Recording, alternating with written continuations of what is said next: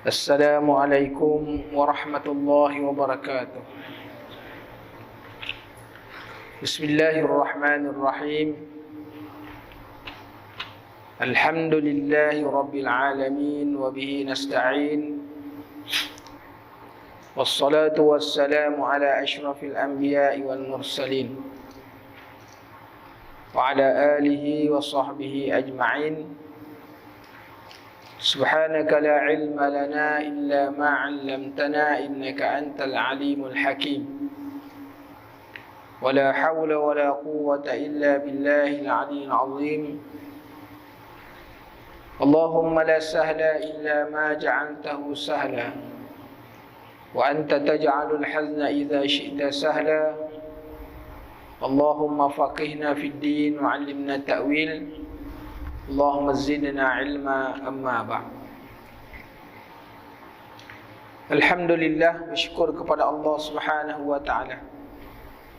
Kerana dengan rahmat dan limpah kurnianya kita diizinkan oleh Allah Subhanahu wa taala bertemu dalam majlis ilmu. Mudah-mudahan Allah Subhanahu wa taala menjadikan kita sentiasa di dalam perhimpunan yang diberkati oleh Allah Subhanahu wa taala. Kita menyambung lagi bicara kita pada muka surat 52, membicarakan tentang dusta, berdusta ataupun bercakap bohong. Jadi berdusta ini ataupun bercakap bohong ini dalam bahasa Arab disebut dengan kazib. Jadi lawan bagi kazib itu sidq, benar. Jadi al-murad yang dikehendaki dengan kazib di sini ialah merujuk kepada memberitahu tentang sesuatu yang tidak sama dengan kenyataan yang sebenar, sama ada melalui perkataan ataupun perbuatan, seperti dengan isyarat tangan, mengangguk atau dengan mendiamkan diri.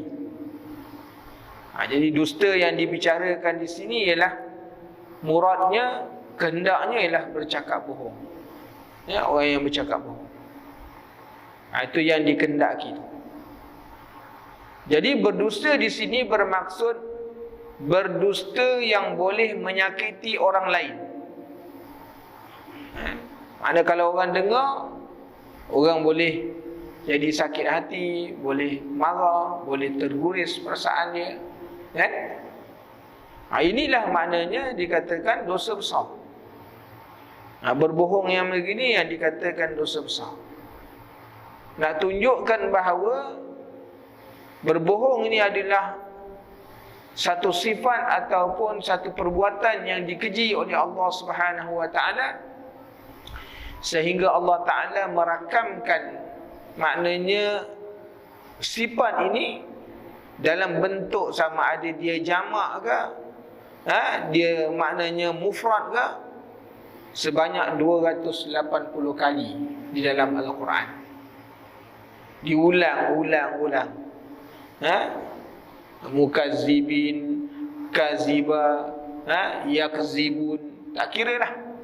Atau wazan apa, maknanya sama ada mudhari' ataupun amar ataupun madhi. Diulang dalam Al-Quran sebanyak 280 kali. Nak tunjukkan bahawa ancaman daripada Allah Subhanahu wa taala tentang orang yang berdusta ni atau bercakap bohong ni adalah maknanya dia satu penyakit ataupun satu wabak yang perlu maknanya dibuang dalam masyarakat, dibuang dalam diri setiap orang. Kerana ada penyakit ni parah, dia boleh menyebabkan berbagai-bagai masalah akan timbul. Seperti mana firman Allah Subhanahu wa taala, innallaha la yahdi man huwa kazibun kafar. Sesungguhnya Allah tidak memberi hidayah petunjuk kepada orang yang tetap berdusta. Makna dia mustamiran, Mana terus kan berdusta. Mana Allah Ta'ala tak beri hidayah. Iaitu apa? Mengatakan yang bukan-bukan, lagi sentiasa kufur dengan melakukan syirik. Bukan setakat berdusta, makna syirik lagi kepada Allah Subhanahu Wa Ta'ala. Waktu zaman Rasulullah sallallahu alaihi wasallam tu kan kita tengok kan, sehingga ada di kalangan orang pada itu disebut dengan nama Musailamatul Kazzab, dipakaikan terus nama dia. Sifat tu terus dipakai kepada dia, Kazzab kan.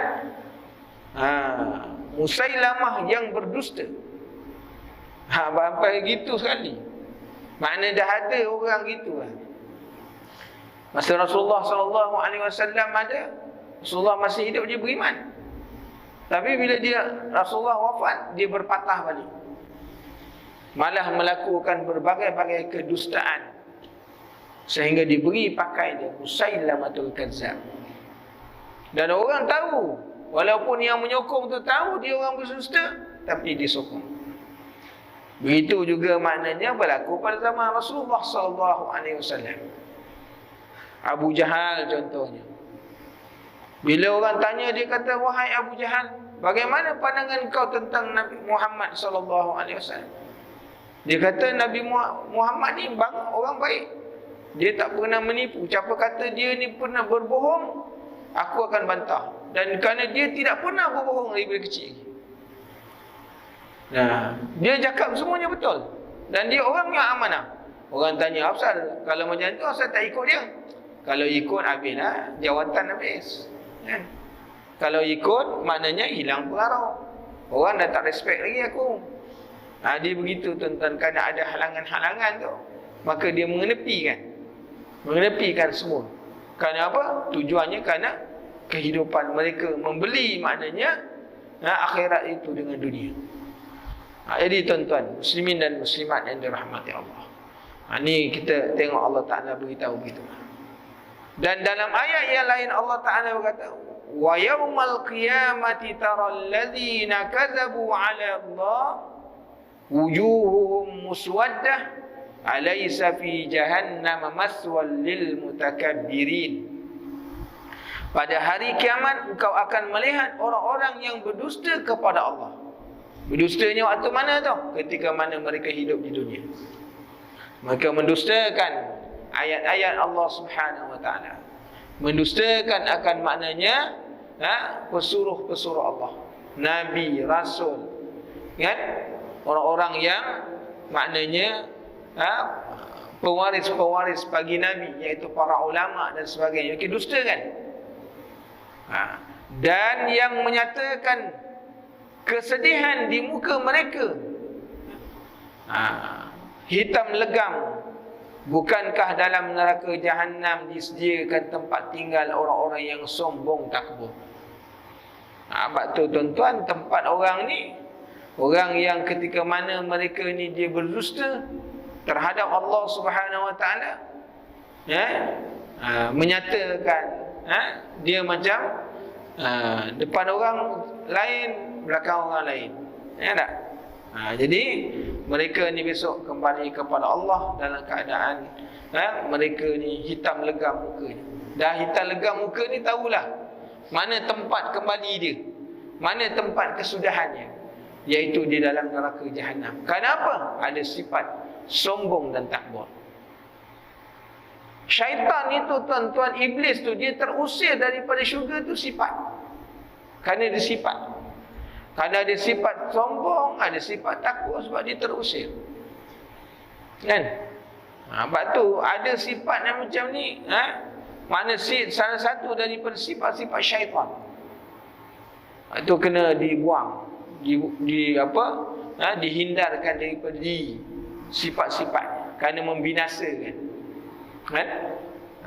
Ibnu Mas'ud radhiyallahu an berkata, Rasulullah sallallahu alaihi wasallam bersabda, alaikum bis-sidq fa inna as-sidqa yahdi ilal birri wa innal birra yahdi ilal jannah wa ma yazalu ar-rajulu yasduqu wa yataharra sidqa hatta yuktaba 'inda Allah siddiqan. Rasulullah SAW bersabda, hendaklah kamu bercakap benar, hendaklah kamu bercakap jujur, jangan berbohong, jangan berbohong. Kerana apa? Sesungguhnya orang yang bercakap benar, orang yang jujur, membawa kepada kebaikan. Itu tuan-tuan, waktu Rasulullah tu Allah Ta'ala beri sifat dia daripada dia kecil tu, dan dihiasi dia 3 sifat dah. Sifat sidq, kan? Mana Allah Ta'ala beri dia sifat dia. Dia dah dihiaskan daripada kecil lagi, sebagai maknanya dia ni menjadi rasul, sebagai sifat dia untuk sebagai orang yang nak menjadi rasul. Rasulullah dah bagi sifat tu daripada kecil-kecil lagi. Dah disediakan sifat tu. Kemudian yang keduanya sifat amanah, kan? Kemudian sifat fatana, bijaksana. Sifat tabligh belum lagi. Sebab tabligh ni ketika mana dia jadi rasul baru dia dapat tabligh. Jadi Rasulullah SAW waktu dia kecil 3 sifat ni dah ada. Lepas tu orang kata ni, kalau sekiranya yang ni orang ni pemuda ni diangkat menjadi hakim, kami semua setuju. Sebab dia merupakan orang yang amin, yang amanah. Kami tahu walaupun dia muda lagi. Jadi tuan-tuan muslimin, kenapa? Waktu tu belum dilantik menjadi rasul.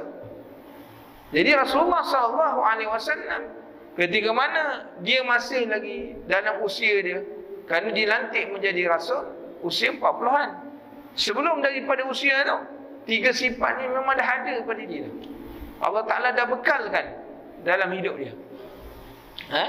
Sifat benar, sifat amanah, bijaksana. Kita tengok bagaimana kebijaksanaan Rasulullah SAW dalam peristiwa maknanya meletakkan Hajar Aswad, kan? Ni kalau orang tak bijaksana tak boleh buat, tuan-tuan. Sedangkan pada waktu tu dia belum menjadi rasul lagi. Dia kalau tak bijaksana tak boleh buat. Pada waktu tu semua berbalah-balah. Kabilah kata kamilah orang yang paling layak. Kabilah kami lah yang paling layak, sebab kami kabilah yang paling besar, kabilah yang paling mulia. Bila Rasulullah diangkat menjadi maknanya hakim pada waktu itu, Rasulullah ambilkan dia punya ridak dia bentangkan, kau ni ambil satu ni, puak ni ambil satu, puak ni ambil satu, puak ni ambil satu, kan? Pegang, engkau dengan orang kau pegang ujung-ujung. Rasulullah sendiri ambil batu, batu Hajar Aswad letak di tengah. Dia kata pikul, angkat ramai-ramai. Bila sampai nak meletakkan batu tu, Rasulullah sendiri ambil. Dia kata, kami puas hati, sungguh kami puas hati, walaupun kami tak dapat pegang. Tapi apa? Tu tengok tuan-tuan, kebijaksanaan. Jadi kalau tak bijaksana tak boleh buat tau. Ya dah, tengok Allah Ta'ala kurniakan kepada Rasulullah SAW sifatnya. Jadi dengan sebab itu Rasulullah kata apa? Kalau sekiranya kamu ni bercakap jujur, bercakap benar, kerana dia membawa kebaikan. Dia bawa kebaikan. Waktu pada zaman Rasulullah SAW tak ada orang yang boleh menafikan bahawa Rasulullah itu benar, kan? Kerana Rasulullah tak pernah cakap bohong. Semua orang tahu, baik orang kafir yang beriman ke yang tak beriman ke, semua mengakui bahawa Rasulullah itu bercakap benar. Kerana Rasulullah tidak pernah berbohong, kan? Rasulullah tak pernah berbohong. Jadi tuan-tuan muslimin dan muslimat yang dirahmati Allah, kerana kebaikan yang ada pada sifat benar ni tadi, maka akan mendorong kepada pemiliknya untuk masuk dalam syurga Allah Subhanahu Wa Taala, kan? Sebab tu kalau orang masuk dalam mahkamah, kan, dia akan angkat sumpah dulu. Hakim kata hendaklah kamu bercakap benar. Dia kata, saya akan bercakap benar. Sebab tu, mana kalau tak bercakap benar, tak boleh nak jatuh hukum, kan? Mak tu tuan-tuan, betapa pentingnya sifat ni. Sifat ni cukup penting dalam hidup, kan? Perlu dihiasi dalam kehidupan. Sebagai seorang mukmin, sebagai seorang muslim. Jadi dengan sebab itu, seseorang itu sentiasa bercakap benar, berusaha untuk selalu jujur, sehingga dia ditulis di sisi Allah Ta'ala sebagai orang yang jujur. Mana orang yang bercakap benar, orang yang jujur dalam percakapan, maka di sisi Allah Ta'ala mereka ni disebut sebagai siddiqan. Kan? Itu dia. Dia sebagai orang yang benar. Tuan-tuan tengok di dalam Quran banyak Allah Ta'ala sebut, kan? Lelaki yang benar, perempuan yang benar. Ada. Kita tengok dalam surah An-Nur, Allah Ta'ala sebut, kan? Dalam surah Taubah ada Allah Ta'ala sebut.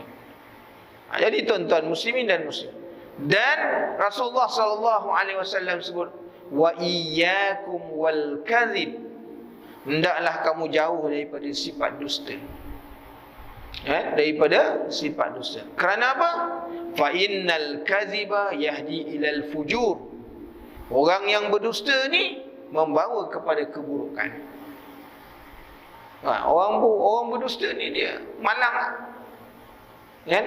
Dia orang tak percaya. Orang tak percaya dia sebab dia berdusta. Sebab tu jangan ada. Wa innal fujura yahdi ilan nar. Kerana orang yang berdusta ni tuan-tuan, Allah Ta'ala, Rasulullah sallallahu alaihi wasallam membawa kepada pemilik sifat ini tadi ke dalam neraka Allah. Dia boleh membawa, menarik orang tu ke dalam neraka Allah. Wa ma yazalu ar-rajulu yakzibu wa yataharral kadhiba hatta yuktaba 'inda Allahi kaziban. Orang yang berdusta, orang yang berdusta dan berusaha untuk selalu berdusta, maka ditulis di sisi Allah Ta'ala sebagai orang apa? Kaziban, iaitu pendusta. Jadi orang pendusta. Dia kalau Allah Ta'ala dah catat nama dia di sisi dia orang pendusta, berat kan? Jadi tuan-tuan, ini ingatan daripada baginda Rasulullah sallallahu alaihi wasallam. Kata Sayyidina Fudail bin Iyad rahimahullahu ta'ala, ma min mudghatin ahabbu ila Allah min lisanihi saduq, wa ma min mudghatin abghadu ila Allah min lisanin kadzub. Bahawa tidak ada perangai yang lebih dicintai oleh Allah Subhanahu wa ta'ala daripada lidah yang jujur. Mana orang yang bercakap benar.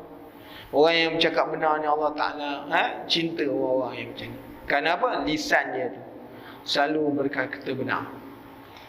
Dan tidak ada perangai yang lebih dibenci oleh Allah Subhanahu wa ta'ala daripada lidah orang yang suka berbohong. Ingatan tuan-tuan muslimin dan muslimat kepada kita tak? Berkata Imam Habib Abdullah Al-Haddad, berkata, antara bencana-bencana lidah yang terutama sekali ialah berdusta. Yang paling utama. Ni penyakit yang paling besar. Ini bahaya yang paling besar. Dia boleh mengundang berbagai-bagai masalah. Kalau ada sifat ni, kalau ada penyakit ni, dia mengundang macam-macam penyakit lain. Dosa berdusta atau bercakap bohong itu adalah dosa besar kerana ia bertentangan dengan sifat iman. Dia bertentangan dengan sifat iman. Kerana iman ini al-yaqin, dan dia mesti benar lagi membenarkan. Jadi kalau orang yang beriman ini tuan-tuan, kalau makna beriman kepada Allah, dia kena benar. Beriman kepada Allah, dia tak boleh dusta. Macam mana orang yang mengaku beriman kepada Allah dia berdusta? Sama ada pada perkataan, perbuatan ataupun pada hati dia. Itu dia sifat iman, sifat orang beriman, kan? Karena akidah ni dia memerlukan kepada kepercayaan. Sebab tu kita lihat apa ni Fir'aun. Dia meyakini adanya Allah, tapi dia tidak beriman dari sudut perbuatan. Lisan dia tak beriman, perbuatan dia tak beriman. Ya. Orang-orang kafir jahiliyah, mereka percaya ada Allah, tapi bila sebut maknanya huwallahu alladzi la ilaha illahu, tiada Tuhan melainkan dia, iaitu dia tu Allah, itu dia tak percaya. Tapi dalam mengisbatkan bahawa alamnya ada Tuhan, dia percaya. Dia percaya.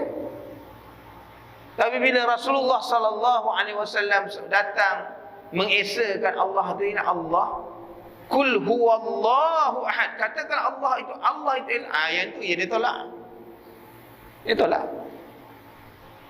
Dia yakin Tuhan ada, dia sebut ada Tuhan. Tapi bila bertentangan dengan Tuhan, kepercayaan dari sudut Tuhan yang diimani dengan Tuhan yang dibawa, yang maknanya diperintahkan untuk kita beriman ini oleh baginda Rasulullah sallallahu alaihi wasallam, di situ dia jadi pecahannya. Kerana dia percaya kepada Tuhan. Tapi bukan yang disebut tu Allah. Itu dia tak. Jadi itu tuan-tuan muslimin dan muslimat yang dirahmati Allah. Jadi kepercayaan dia tu ada, tapi dia menafikan dengan perbuatan, dengan lisan, hatinya yakin. Ada orang yang maknanya hatinya yakin, tapi tidak dengan perbuatan. Jadi berbagai-bagai. Jadi maknanya iman ini dikata tasdiq bil qalbi, keyakinan benda itu, mempercayai, benar kepercayaan dalam hati dia. Kemudian amal bil jawarih, dah diimani dia, maka diikuti dengan perbuatan. Mana yakin, maka disusuli dengan amal. Sebab tu Allah Ta'ala sebut illal ladzina amanu wa amilus solihat, iaitu orang yang beriman kemudian mereka itu beramal. Jadi kalau makna iman tak amal, tak sempurna. Kalau amal tak beriman, rosak. Dia mesti iman dan amal baru jadi sempurna. Ini tuan-tuan muslimin dan muslimat yang dirahmati Allah. Sebab tu maknanya dosa berdusta atau bercakap bohong itu adalah lebih besar, kerana ia bertentangan dengan sifat iman. Oleh itu orang yang berdusta terdedah dirinya kepada kemurkaan dan kutukan Allah Subhanahu wa taala. Jadi dimurkai Allah. Firman Allah Subhanahu wa taala, innama yaftaril kadhiba alladhi la yu'minuna bi ayatillah. Sebenarnya yang tergamak berdusta itu ialah orang-orang yang tidak beriman dengan ayat-ayat Allah. Allah Ta'ala datangkan ayat-ayat itu sebagai dalil. Apa maksud dalil? Iaitu petunjuk. Dalil ni dia petunjuk. Jadi ayat-ayat Quran ini sebagai dalil kepada kita, sebagai petunjuk nak membuktikan kebenaran Allah Ta'ala. Tapi yang ini ditolak. Dan mereka itu ialah orang-orang yang bertabiat berdusta. Kenapa dia menolak? Kenapa dia menolak berdusta? Kerana apa? Kerana ada tabiat di dalam diri dia, orang yang suka berdusta. Jadi dan firman Allah Ta'ala, fanaj'al la'natallahi 'alal kadzibin, serta kita meminta supaya laknat Allah ditimpakan kepada orang-orang yang berdusta. Jadi kesudahan tuan-tuan. Tengok kisah-kisah umat yang terdahulu. Allah Ta'ala sebut dalam Quran, laqad kana fi qasasihim ibratun liulil albab. Bagaimana kesudahan kaum Lut mendustakan Nabi dia. Tengok macam mana kisah Nabi Lut. Tuan-tuan boleh baca dalam surah suratul Qasas. Kan? Suratul Syu'ara. Boleh baca dalam suratul A'raf. Kisah bagaimana bangsa kaum Nabi Lut mendustakan Tuhan, mendustakan Nabi dia. Macam mana kesudahan? Tengok bagaimana kesudahan orang yang hidup pada zaman Nabi Nuh mendustakan Nabi dia. Tengok bagaimana kesudahan. Kan? Kesudahan mereka tu tenggelam habis. Bagaimana kesudahan bagi orang yang mendustakan Nabi Musa alaihi salam?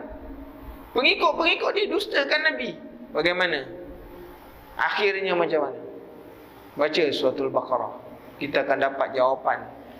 Kat sana kita akan dapat jawapan. Tuan-tuan, muslimin dan muslimat yang dirahmati Allah, semua bukti ada dah. Bukti itu dah ada kepada kita. Kan? Supaya apa? Bila kita baca Quran, kita merenung. Allah Ta'ala masukkan kisah-kisah ni supaya apa? Kita baca, kita kena ambil iktibar bahawa peristiwa yang sedemikian rupa tidak mustahil berlaku kepada umat akhir zaman kalau segitunya begitu keadaannya. Mereka berdusta kepada ayat-ayat Allah, maka kesudahan dia begitu. Sebab tu tuan-tuan muslimin dan muslimat, Allah Ta'ala sebut secara jelas. Jadi kita baca Quran setiap hari kena ambil iktibar, kena ambil ingatan, kan? Allah Ta'ala sebutkan tentang syurga, sebut neraka. Jangan dustakan. Kerana didustakan, mana bila kita disuruh ibadat, kita tak mau ibadat. Orang yang diberi rezeki tak mau menginfakkan rezeki. Maka Allah Ta'ala sebut balasan-balasan orang yang maknanya tak mau menginfakkan harta mereka. Tengok, kan? Besok didustakan ayat-ayat Allah Ta'ala di dunia, pandang ringan ayat-ayat Allah, Allah Ta'ala akan beritahu, akan Allah Ta'ala tunjukkan bagaimana kesudahan orang-orang yang dusta ni di akhirat kelak. Contoh, sebagai contoh, Allah Ta'ala sebut dalam surah Taubah, orang yang tak mahu mengeluarkan zakat emas dan perak. Contoh tak? Kan? Dia punya emas perak tu sampai kepada nisab ni, haul nisab sampai, tapi dia tak mahu keluar. Nasaya kami akan bakar segala perhiasan itu daripada api neraka Allah, lalu kami letakkan di lambungan mereka sampai mendidih semua.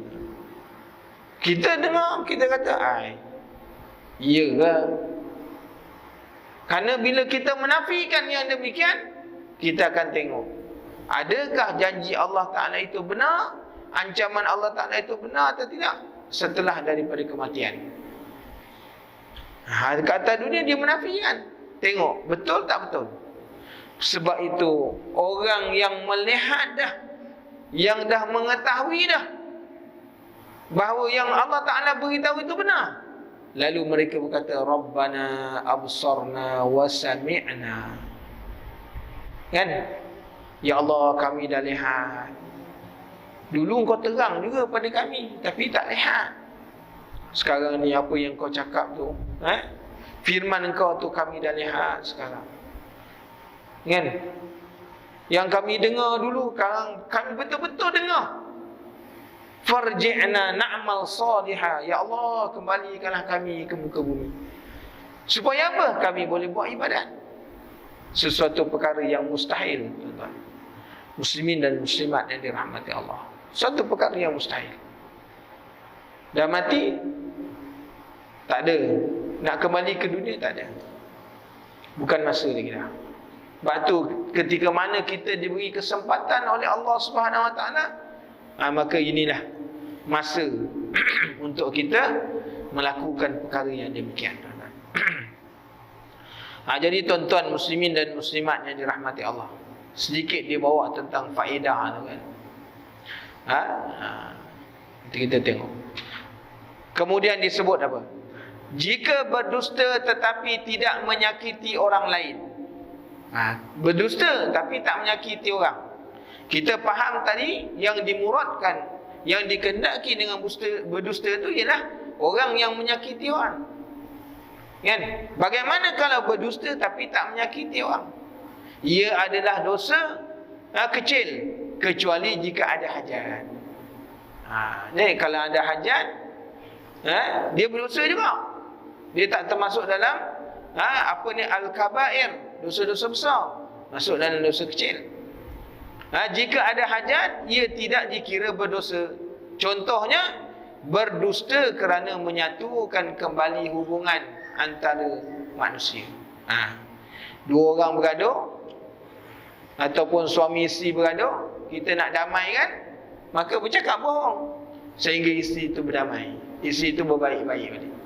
Atau seorang kawan dengan kawan yang lain bergaduh, kita tengok dulu dia ni rapat, tapi kita tak senang hati, dia dah tak bertegur, berjumpa pun berpaling muka, kita kan berdusta kerana apa? Nak menyatukan balik, kerana itu hajat, iaitu dibenarkan. Itu tak termasuk dalam bab dosa, kan? Tak termasuk dalam dosa. Ini seperti mana yang diberitahu kepada kita. Dan sabda Rasulullah sallallahu alaihi wasallam, laisa bil kadhib, laisa bil kadzabi man yuslihu bainan nas. Tidak adalah dikatakan pendusta sesiapa yang mendamaikan di antara manusia. Tak termasuk. Mana orang yang nak mendamaikan orang, sama ada hubungan suami isteri, sama ada hubungan kawan-kawan, kan? Maka dia tak buat macam tu, tak boleh. Orang tu sama lama-lama lah tak tegur siapa. Tengok. Dia pergi kat A ni, apa tu, imam tu kirim salam dengan kau, kan? Dia kata aku menyesal dulu, dia kata, kan? Dia cakap dia menyesal, kan? Tak kahal kawan tu sepatah haram pun tak cakap, kan? Maki hangun lagi dia, kan? Cakap gitu. Dia memang nak tegur kau, kan? Tapi dia malu. Kawan yang B pula, ya ke dia cakap macam tu, kan? Allah, baik juga dia, kirim salam dia dengan dia. Akhirnya baik balik. Tak kahal kalau temu memang berparang. Itu tuan-tuan, itu dibolehkan kerana hajat. Begitu juga suami isteri, kan? Dibolehkan. Tak tegur siapa, kan? Jadi boleh. Marah dia gitu boleh, kan? Jadi tuan-tuan muslimin dan muslimat yang dirahmati Allah, maka dia kata, bukankah kadang-kadang berdusta menjadi wajib? Ada kalanya dusta ni dia sampai kepada satu peringkat, iaitu jadi wajib. Sebagai contoh, seseorang melihat seseorang yang tidak berdosa sedang bersembunyi daripada orang zalim. Katakanlah ada orang masuk dalam rumah kita minta perlindungan sebab dia takut dengan seseorang, kan? Dia takut dengan seseorang, sama ada dengan penguasa ke, dengan pemerintah ke, maka dia berbohong. Orang tanya, kau nampak tak dia tanya ada lelaki ni tadi, budak ni ada? Dia kata tak ada, sini tak ada, kan? Tak ada, kat sini tak ada budak-budak, semua orang tua, kan? Takkan ada dalam rumah, kan? Kerana apa? Kerana menyembunyikan orang yang dizalimi, yang ingin dibunuh contohnya, ataupun dengan sebab-sebab yang tertentu, maka pada waktu itu malahkan berdusta kerana nak menyelamatkan nyawa, nak menyelamatkan orang yang terniaya daripada orang yang zalim dan sebagainya, maka dia jadi wajib lah. Jadi bukan semestinya berdusta ni maknanya dia jadi dosa. Jadi kalau sekiranya dusta itu kerana memang menyakiti orang lain, kan, itu memang dosa. Jadi tuan-tuan muslimin dan muslimat yang dirahmati Allah, itu keadaan yang disebutkan yang tak jadi dosa dalam bab dusta. Yang kedua daripada dosa lidah ni ialah iaitu ghibah ataupun mengumpat. Mengumpat. Mengumpat ialah kamu menyebut sesuatu keburukan atau keaiban. Jadi tuan-tuan kena ingat, kena faham betul-betul yang dikatakan dusta, riba, kan? Namimah, apa benda, kan? Jadi mengumpat ni ialah kita menyebut sesuatu keburukan atau keaiban tentang orang lain. Di mana? Di belakang dia. Dan jika dia mendengarnya, dia akan membenci apa yang dia orang sebut. Itu maknanya dikatakan mengumpat. Mana orang kalau dengar, dia tak suka, kan? Yang kita cakap pula bukan depan dia, belakang dia. Orang sampaikan, itu mengumpat. Imam Haddad mengatakan bahawa di antara bencana-bencana lidah yang terutama selain daripada dusta ialah riba, iaitu mengumpat, iaitu menyebut sesuatu yang tidak baik terhadap saudaramu yang muslim, yang jika ia dengar, dia akan berasa marah. Sama ada kamu menyebut tentang kekurangan dalam agamanya, atau kecacatannya, atau pada tubuhnya, anak isterinya, sekalipun gerak-geri dan pakaian dan segala sesuatu yang berkaitan dengan dirinya, sama ada kamu menyebut dengan lidah atau tulisan atau menunjuk kepada jari. Demikianlah menurut pendapat ulama seperti Imam Ghazali dan Imam Nawawi dan selainnya. Hari ini tuan-tuan, orang mengumpat dalam bentuk alam maya berapa banyak, kan? Mengumpat dalam bentuk, dia tak ada perkataan pun, isyarat je, tunjuk benda isyarat aja. Dia termasuk, kan? Sama ada juga dengan tulisan. Hari ini orang ada, semua ada handphone. Orang mengumpat orang. Ataupun dia tak tulis apa-apa, dia cuma maknanya send aja. Apa yang dia terima tu, maknanya sesuatu benda yang termasuk dalam istilah mengumpat, dia send ke orang je. Orang lain baca, dengar orang, sakit hati timbul, maka itulah dia tumpang dapat dosa-dosa. Dia tolong kirim tadi. Berapa banyak kalau orang baca dengan sebab dia kirim tadi. Tuan-tuan muslimin dan muslimat yang dirahmati Allah, itu bahananya. Teknologi ni kalau dapat kepada tangan orang yang tak beriman, atau tangan orang yang lemah imannya, rosak. Dia umpama pisau. Orang cipta pisau ni kerana apa? Kerana hendak mendapat manfaat. Dengan pisau boleh menyembelih sehingga kita dapat makanan yang halal, kan? Dengan apa ni pisau boleh pergi berjihad, boleh guna untuk berjihad. Tapi dapat kat tangan orang yang lemah iman dia, ataupun orang guna salah, maka dia pergi buat apa? Rompak, bunuh orang, jadi mudarat. Dia tengok tuan-tuan, pada siapa dapat benda tu. Tak? Sebab tu kita ni, kalau kita ada rasa iman kepada Allah, terima sesuatu benda tu, tak payahlah share-share. Sekadar pada kita sudah nak mati aja. Tak payahlah buat dosa kering banyak. Dosa yang ada pun dah tak tertanggung lah. Waktu tuan-tuan muslimin dan muslimat yang dirahmati Allah, dosa kita pun dah banyak tuan-tuan. Dosa yang share ni macam-macam, gambar, perkataan, simbol-simbol yang boleh menyebabkan orang sakit hati. Allah, banyak sungguh, kan? Ni dikata fitnah akhir zaman. Kita terdedah dengan fitnah akhir zaman. Kita tak tulis pun, kan? Kita hendak orang lain kongsi apa yang kita baca, kita pun send, forward ke orang. Orang pun baca. Wallahu a'lam. Bismillah. Jadi tuan-tuan muslimin dan muslimat yang dirahmati Allah, dia kata Imam Haddad, dia kata apa? Bencana lidah yang terutama sekali dusta, iaitu riba, selain daripada dusta, riba, iaitu menyebut sesuatu yang tidak baik terhadap saudara yang muslim. Jika dia dengar, dia akan berasa marah, sama ada menyebut tu keburukan agamanya. Kan? Sebut tentang keburukan agama. Apa contohnya? Dia tu tak pernah datang sembahyang jemaah. Orang tu dengar, marah dia. Marah dia. Ada tuan-tuan muslimin dan muslimat yang dirahmati Allah, marah dia. Dia ni kalau majlis ilmu tak pernah datang. Itu merupakan kekurangan dalam agama. Kan?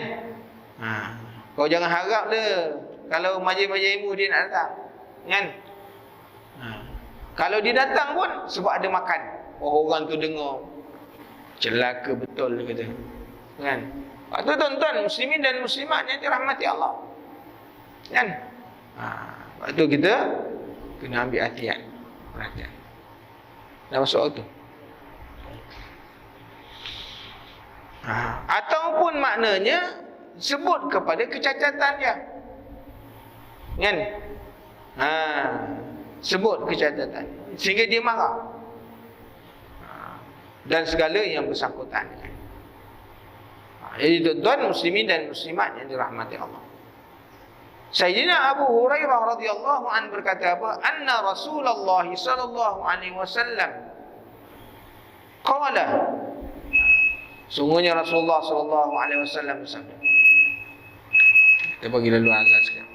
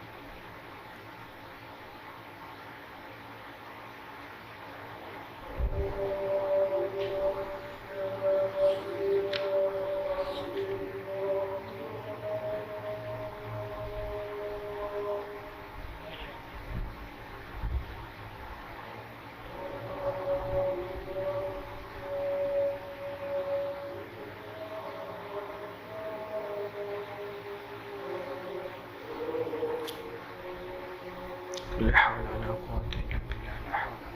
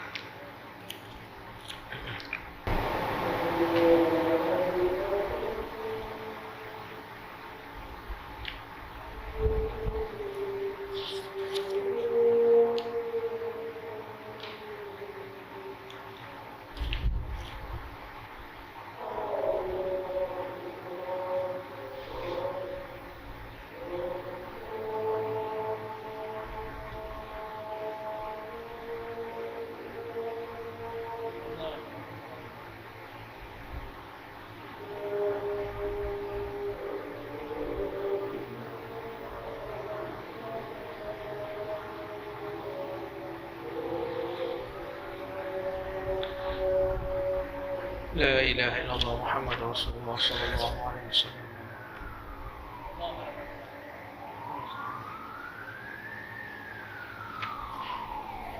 Bismillahirrahmanirrahim. Alhamdulillah rabbil alamin wassalatu wassalamu ala rasulil amin wa ala alihi washabbihi ajma'in. Amma ba'd. Sayyidina Abu Hurairah radhiyallahu anhu berkata, anna Rasulullah sallallahu alaihi wasallam qala, sungguhnya Rasulullah sallallahu alaihi wasallam bersabda. Rasulullah ni tanya para sahabat, atadaruna mal ghibah? Tahukah kamu apa itu ghibah? Iaitu mengumpat. Jadi para sahabat qala Allah wa rasuluhu a'lam. Kenapa tuan-tuan? Para sahabat ini apabila ditanya oleh Rasulullah sallallahu alaihi wasallam, para sahabat ni banyak jawab begitu.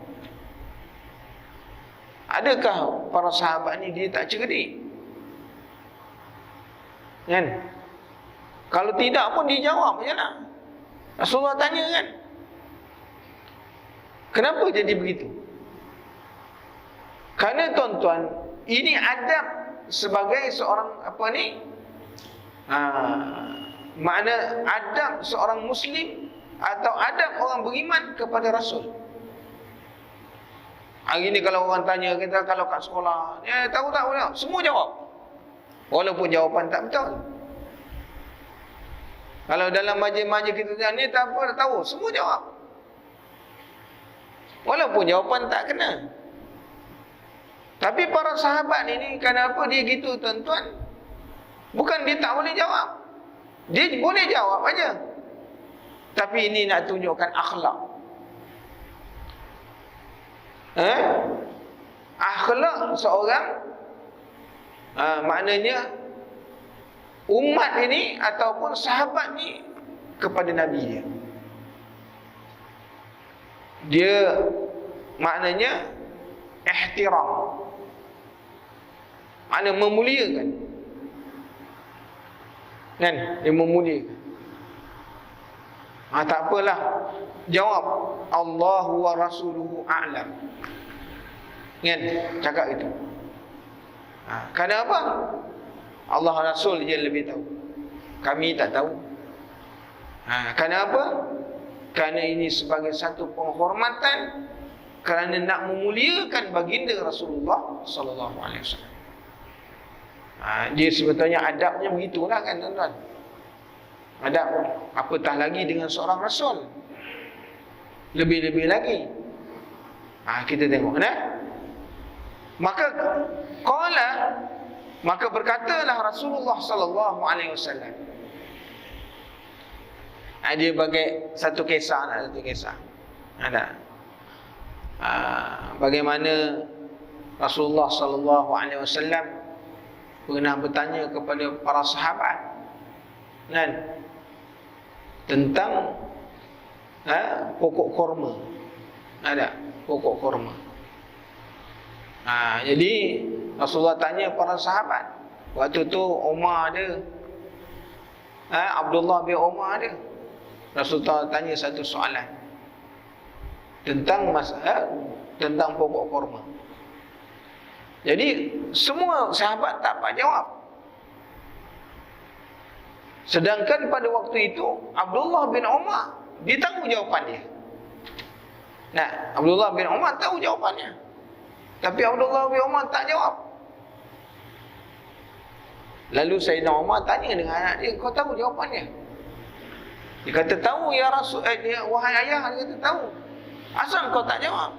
Kalau kau jawab depan Rasulullah, nasaya aku berbangga dengan kau. Kan? Tapi kata Sayyidina Umar, aku tak mau jawab sebab aku memuliakan Rasulullah sallallahu alaihi wasallam. Tengok tuan-tuan bagaimana sifat para sahabat ni, Allahu akbar. Kan? Penghormatan tu pada Nabi. Bukan dia tak boleh jawab, dia tahu jawapannya. Kan? Sehingga Sayyidina Umar kata, kalau kau jawab tu aku sebagai ayah bangga. Tentu bangga. Sebab kau boleh jawab, tentu Rasulullah akan puji. Tengok, wahai Umar, anak kau boleh jawab. Tentu bangga kan. Tapi tak mau jawab tu. Kan? Tengok tuan-tuan, muslimin dan muslimat yang dirahmati Allah. Jadi Rasulullah sallallahu alaihi wasallam berikan jawapan. Nah, ini kita tengok bagaimana sifat seorang murabbi. Murabbi ni maksud apa? Pendidik. Sifat seorang pendidik. Dia tidak membiarkan, maknanya anak murid dia terkapai-kapai. Apa jawapan? Nah, ni sifat seorang murabbi. Dia berikan satu soalan, maka diberikan jawapan. Supaya kerana murabbi ni kalau beri jawapan, itu jawapan yang tepat, yang dikehendaki dengan soalan yang dikemukakan. Ini sifat seorang murabbi. Hari ni kita tengok mak kata, ni buat ni, mak macam mana jawapan? Carilah sendiri. Mak ayah lah, carilah sendiri. Kau tak kerti, tak boleh usaha. Itu tuan-tuan, dia sifat murabbi ni tuan-tuan, dia kena tunjuk. Seperti mana yang ditunjuk oleh baginda Rasulullah sallallahu alaihi wasallam. Kan Rasulullah tunjuk kan. Macam mana tu? Dan bila Rasulullah kemukakan satu soalan, lalu dia berikan jawapan seperti mana yang dikehendaki. Sebab tu bila Rasulullah soal, atadri manil muflis? Kau tahu tak siapa yang dikatakan muflis? Sahabat kata, al-muflisu la dirhaman wala malin. Rasulullah kata, betul, jawapan tu betul. Tapi Rasulullah kata, yang dikehendaki. Sebab tu jawapan yang dia tak. Kerana dia yang menyoal. Dan dia tak pernah salah. Apa engkau jawab, itu pun tak kerti, bodoh engkau ni. Tak. Itu sifat murabbi, tuan-tuan. Dia tak membodohkan anak murid. Kan? Apa engkau ni bengap betul? Tak ada. Itu sebab murabbi.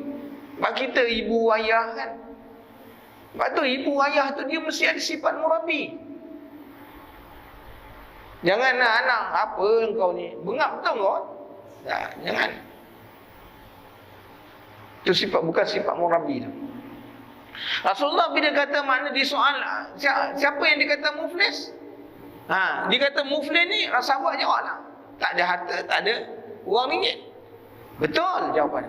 Tetapi yang dikatakan orang muflis ni ialah orang yang kembali kepada Allah Ta'ala. Dia bawa amalan solat, dia bawa zakat, dia bawa sedekah. Tapi dalam masa yang sama dia buat jahat. Lalu dia punya pahala masuk dalam kantung orang. Masuk. Dia punya pahala habis. Lalu orang punya dosa masuk dalam kantung dia. Itu yang dikatakan muflis. Tuan-tuan. Jadi para sahabat dapat tengok. Para sahabat dapat faham. Kalau hari ni kita duduk kat dunia, orang isterihatkan muflis. Itu tak muflis lagi rupanya. Itu belum muflis lagi rupanya. Orang yang muflis ni yang datang semayangnya banyak, ibadatnya banyak, tapi besok dia rugi depan Allah. Dia ambil dosa orang masuk dalam dia punya pundi. Itu muflis rupanya. Maka kita tengok. Faham tuan-tuan? Itu dia tuan-tuan. Muslimin dan muslimat yang dirahmati Allah. Jadi ini kita tengok. Rasulullah sallallahu alaihi wasallam, Rasulullah tanya, Rasulullah bagi jawab. Kan? Kamu tahu tak siapa yang dikatakan orang mengumpat ni? Sahabat kata, wallah, Allah wa Rasulullah. Maka Rasulullah kata, yang dikatakan mengumpat ni tak? Kamu menyebut sesuatu, Nabi mengatakan, dia kata Allah Rasul.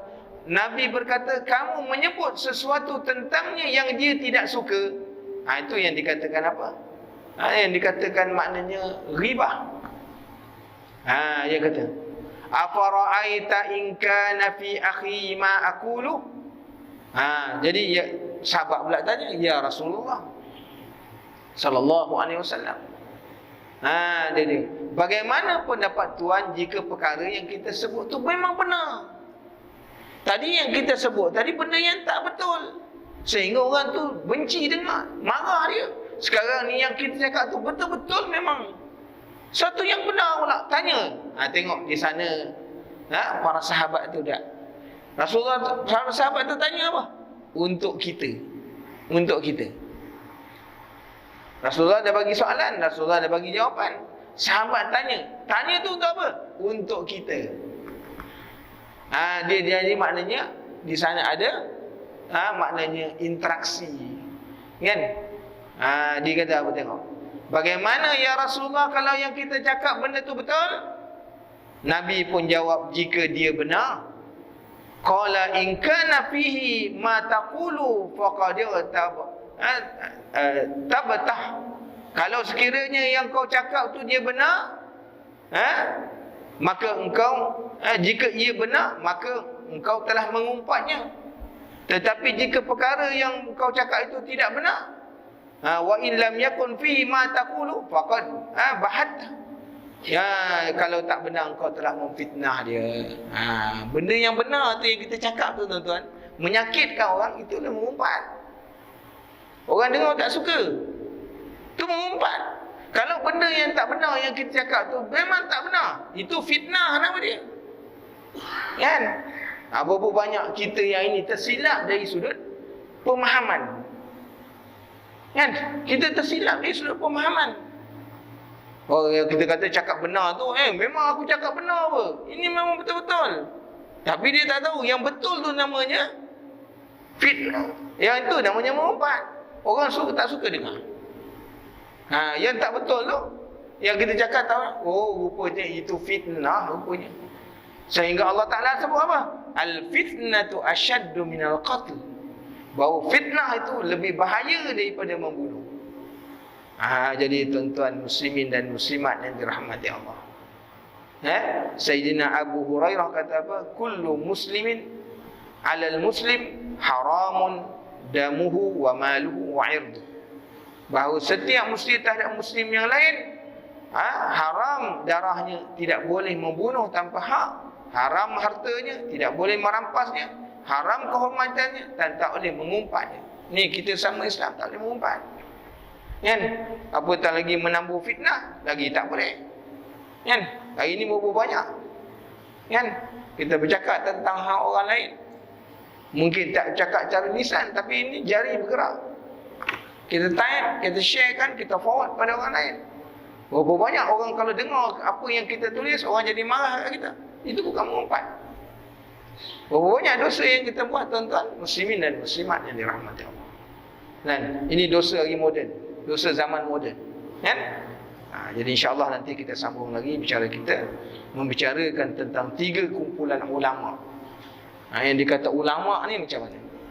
Kan? Supaya kita kenal ulama yang disebut oleh orang-orang yang terdahulu daripada kita, memberi definisi insya-Allah. Bismillahirrahmanirrahim. Alhamdulillahirabbil alamin, wassalatu wassalamu ala asyrafil anbiya'i wal mursalin wa ala alihi wa sahbihi ajma'in. Allahumma inna nas'aluka 'ilman nafi'an wa rizqan thayyiban wa 'amalan mutaqabbalan. Allahumma faqihna fid din wa 'allimna at-ta'wil. Subhanakallahumma wa bihamdika asyhadu an la ilaha illa anta astaghfiruka wa atubu ilaik. Subhana rabbika rabbil 'izzati amma yasifun wa salamun 'alal mursalin walhamdulillahi rabbil alamin. Barakallahu fikum. Wassalamu alaikum warahmatullahi wabarakatuh.